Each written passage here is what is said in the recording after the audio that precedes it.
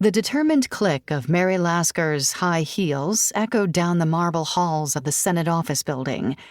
It was early fall 1944, and she was on Capitol Hill to see U.S. Senator Claude Pepper about his coming hearings on the state of the nation's health and to again press the need for strong government investment in medical research. She felt good about the progress she and her friend and ally Florence Mahoney had made with the senator, and as she wound her way up the grand staircase toward his offices, her busy mind worked on next steps in her campaign to make medical research a national priority. Heads turned as Mary made her way to Pepper's office. She was a striking woman, always dressed in richly colored designer fashions, her dark hair arranged in a stylish bouffant. She radiated confidence and anticipated success at whatever she attempted. For good reason.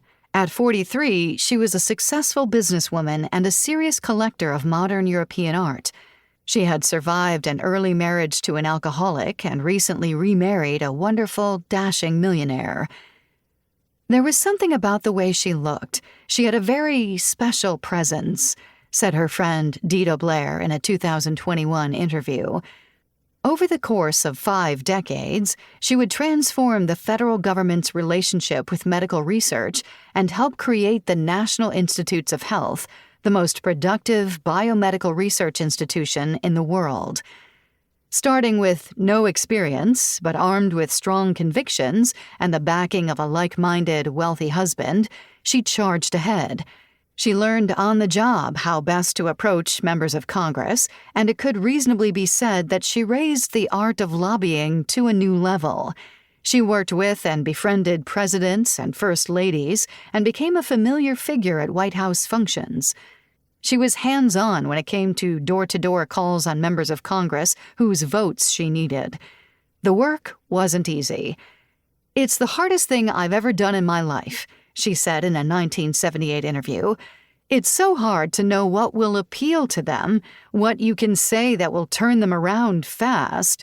You could spend a lot of time with them, but if you don't get them in 6 minutes, you haven't got them." Mary was always congenial, Florence Mahoney said of her in a 1995 interview with author Brady Matheny. "I never noticed she was intimidating to politicians. If she was, it may have been because she had access to presidents."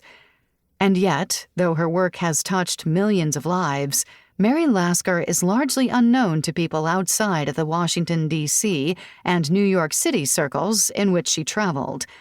Through her efforts and those of a cadre of collaborators, the NIH went from one institute with limited resources to multiple institutes that are fueling a revolution in biomedicine.